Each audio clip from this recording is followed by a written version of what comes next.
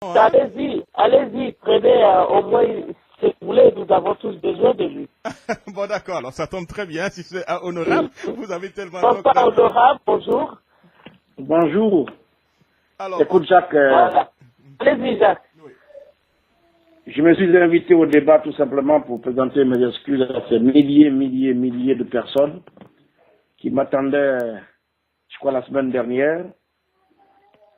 Si je vous dis la raison, vous n'allez pas croire, ben, en voulant bien faire, bon, je me suis laissé aller.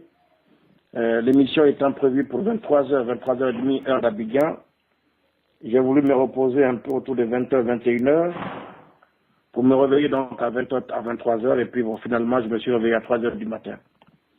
Et donc, c'est la mort dans l'âme que je vous ai fait faux bon. Je voudrais vraiment m'excuser auprès de chacun et de chacune. Merci, honorable. Voici donc les raisons pour lesquelles j'ai appelé ce soir. Honorable, ça fait vous avez participé à nos shows au moins une centaine de fois. Hein, nous vous croyons parfaitement honorable. Hein. Voilà, ce n'est que partie remise. On reviendra peut-être à vous une autre fois. Mais justement, on ne peut pas vous laisser partir comme ça, honorable. Hein. Vous avez combattu pour le PDCI-RDA. Hein. On vous a vu même bastonner autant donc M. Laurent Gbagbo et autres. Hein. Votre combat a permis à M. Alassane Dramane Ouattara aussi d'être au pouvoir. Vous êtes du RHDP. Aujourd'hui, on vous accuse d'être au moins une taupe. Hein. On vous accuse d'être certainement celui-là même qui informait le camp de M. Laurent Gbagbo. On vous accuse d'être un peu à la base donc de la mort de certains militants donc de l'UFDG. Quand je dis on, je parle plutôt de M. Touré Mamadou, hein, qui est donc un des conseillers du président donc Alassane Dramane Ouattara. Alors, honorable, que répondez-vous par rapport à ces accusations?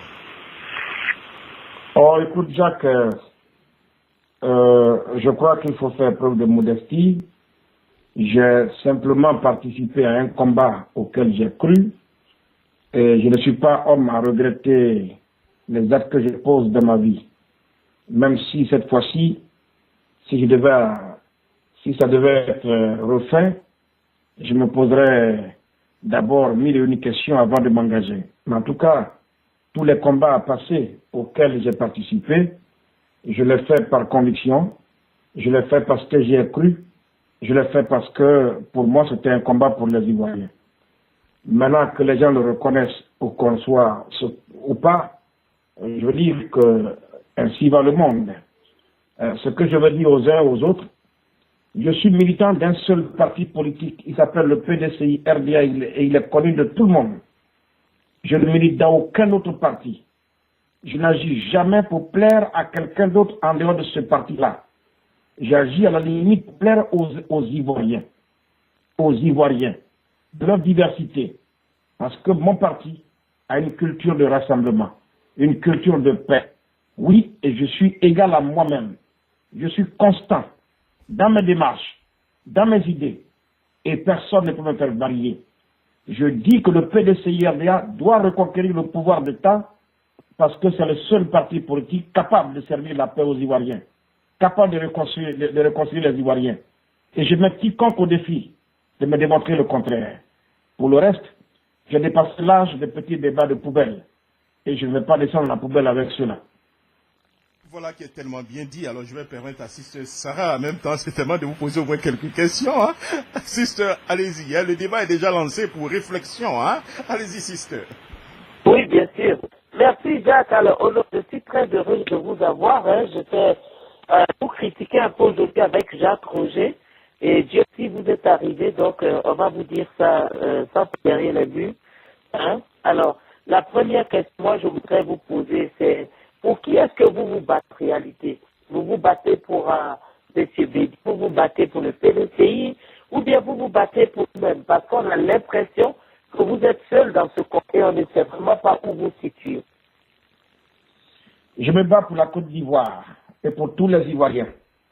Je pense que je l'ai suffisamment démontré, je l'ai suffisamment expliqué. Quand on a fait la guerre, comme c'est le cas de la Côte d'Ivoire et des Ivoiriens, à un moment donné, on dit on va à la paix.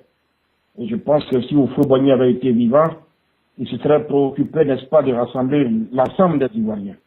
Aujourd'hui, mon combat doit bénéficier à toute la Côte d'Ivoire. Et nous devons nous réunir à nouveau, nous réconcilier véritablement. Je me bats donc pour la Côte d'Ivoire et pour les Ivoiriens à travers le PDCI-RDA qui pour moi est au service du peuple de Côte d'Ivoire. Oui, n'oubliez pas que c'est parti.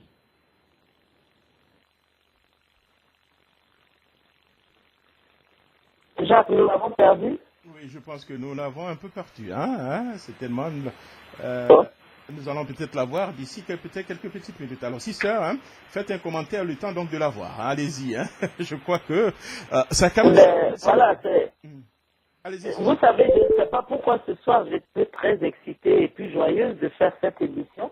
Malgré la grippe, bizarrement, j'ai trouvé une énergie à parler de la Côte d'Ivoire avec tout ce qui se passe.